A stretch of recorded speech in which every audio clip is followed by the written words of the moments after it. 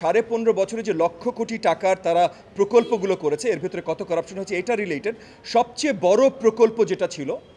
Rooppur nuclear power plant সেই Rooppur nuclear power প্ল্যান্টের এই প্রকল্পর বিরুদ্ধে গণমাধ্যমে অনেক লেখালেখি এসছে অনেক আলোচনা এসছে যে এখানে $5 বিলিয়ন পর্যন্ত শেখ হাসিনা এবং ওনার পরিবারবর্গরা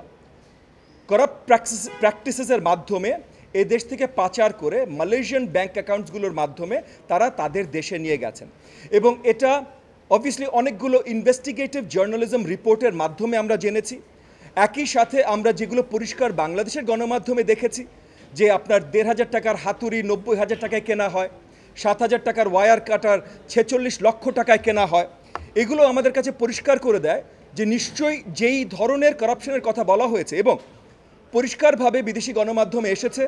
যে শেখ হাসিনা খুদ উনার ছেলে জনাব সজীব ওয়াজেদ জয়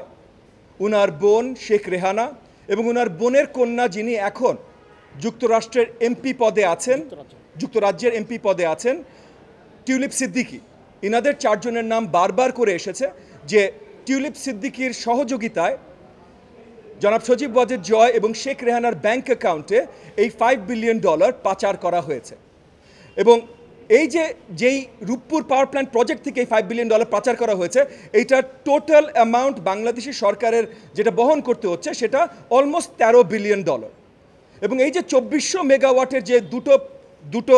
ইউনিটের পাওয়ার প্ল্যান্ট 1200 2400 মেগাওয়াটের সেটার কস্ট তারা দেখিয়েছেন অলমোস্ট $13 বিলিয়ন একই ধরনের দুটো ইউনিট কুন্দাকুলম ইন্ডিয়াতে এই একই রোস্টারম কোম্পানিটাই তারাই স্থাপন করেছেন সেটার তাদের পুরো খরচ হয়েছিল $6.5 বিলিয়ন সো তাহলে এখানে আমরা দেখছি যে অলমোস্ট ডাবল